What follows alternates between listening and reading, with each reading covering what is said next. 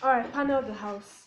So we think in the status quo there's a problem with religious organizations and leadership structures which exist within religious organizations, and we think that the only way like society can respond to this problem is allowing for legal redress or ability for individuals who are the major impacts of this problem to sue the religious organizations. So what are these problems that we talk about?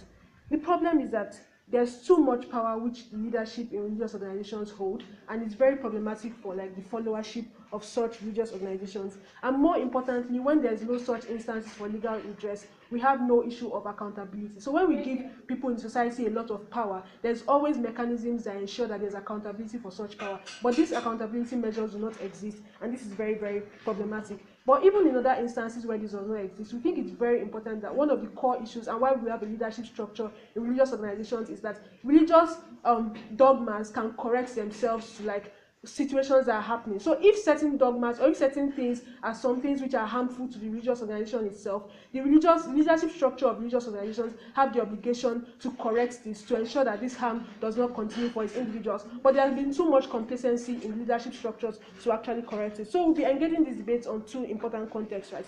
And the first context is something which opening already tells you, because individuals is something which seems gay, right? Vague rather. Who are these individuals? So firstly, on the context of like the persons or the followership which exists in the religious organization, but we think it's also important to engage like the context of the religious organization itself. When leadership structures of a religious organizations harm the entirety of religious organizations and like the shared collectivization of goals that we have in these organizations, it's important that we engage this. So essentially, we'll be telling you why we create legal culpability and why it's important that such legal culpability is extended here, and what negative rights, because this is a negative right in the end, like rights to allow them and individuals that exist within an organization to sue the organization against themselves, why they exist, and why we should allow redress in religious systems, and then how this helps anything in the first place. So let's have a couple of rebuttals to what we get from opening opposition. Opening opposition tells you, and this comes from Zainab's speech, that religious organizations are predicated on ideology, and as a result of that, since you cannot change the ideology of religious organizations,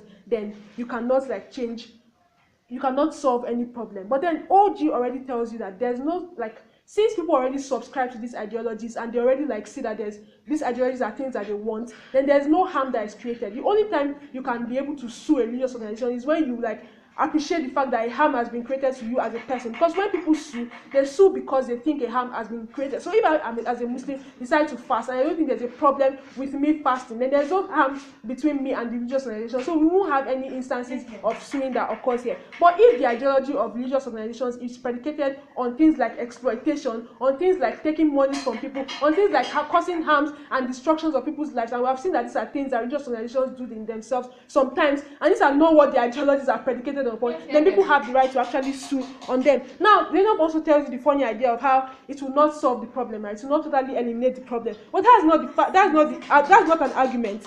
The point of a right, the point of giving people a right is not whether it will solve the problem in its entirety. It's giving the people the protection that they deserve. It's giving people like the right to say that yes, if there's a problem, we can actually sue. It's not whether people are going to buy into this right. If we don't buy into the right to life in the country, for example, doesn't mean that we should not get the right to life. So it's not whether these people like the right or they want to pursue this right. It's the government taking a stance that whether you like it or not, we are going to give you the right to protect yourself against these institutions that are like doing very grave things against you. And then on the issue of consent, I'm going to be addressing that in my positive matter. And then they say when crimes exist in the church, the state still solves this crime. And this comes from Sheola's speech. But this is something which is already like historic, right?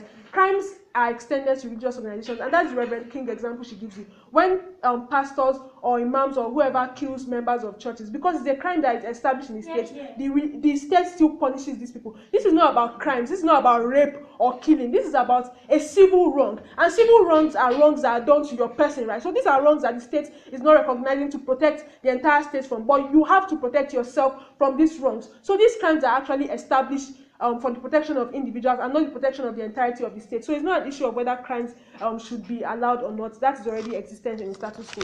So let's talk about why we create legal culpability and why we should extend that to religious organizations.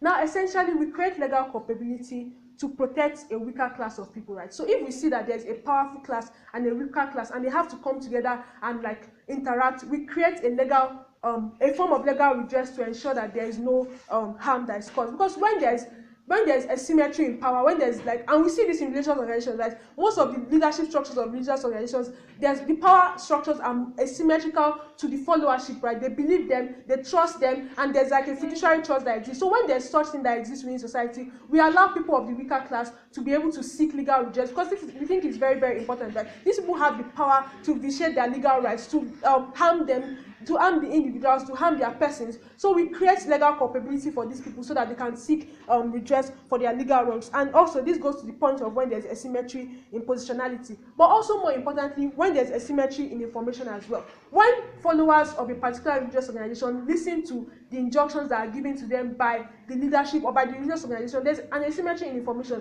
because most of the time they do not realize the consequences of the actions that they are doing, right? They do not understand the consequences of the action that these people are giving them. But in most cases, because this is something that has been done constantly by the leadership of religious organizations, they in themselves understand the consequences of these actions. So we think it's problematic if we do not allow an instance for legal redress when there's a position of asymmetry in information, and also when there's a trust relationship, right? So when there's a trust relationship that exists between people, we hold certain individuals who are in higher position of trust accountable for the other individuals, right? So when people, when you have trust relationship that exists within people and orphans, for example, you allow the orphans to get legal redress from these individuals because like there's a fiduciary relationship that exists. This is also the same thing when we have religious organizations and their followership. There's a problem with this. Now, negative rights allows the ability for people to hold the church accountable, and this is something which is very, very important. Churches have been able to go away with many things that they have done in previously that go against the individual person. Now, even if people are not going to want to sue the churches, it's not about the majority of people who are not going to want to sue the churches. When we allow rights, we allow for the minorities that are still going to say that, despite the fact that the majority don't want to sue, we still want to protect the rights of the minorities that are going to want to sue the churches.